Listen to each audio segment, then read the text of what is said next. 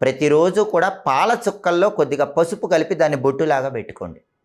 కొద్దిగా పాలు తీసుకోండి, పసుపు కలపండి, బొట్టులా పెట్టుకోండి.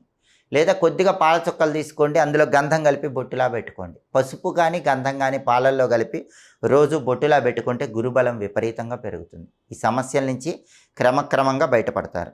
అలాగే గురువారం పూట ఎవరికైనా పేదవాళ్ళకి లేదా ఆకలితో ఉన్న వాళ్ళకి మీకు తోచినన్ని పసుపు రంగులో ఉన్న అరటి పళ్ళు ఇవ్వండి.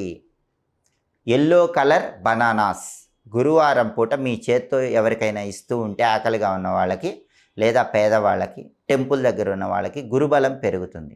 ఈ సమస్యల నుంచి బయటపడవచ్చు. అలాగే గురుబలం తక్కువగా ఉన్నవాళ్ళు బంగారం ఎక్కువ ధరించండి. మీకు వీలైనంత వరకు గోల్డ్ ధరించారనుకోండి, గురుబలం పెరుగుతుంది. మీకు చాలా వరకు ప్రయోజనాలు కలుగుతాయి.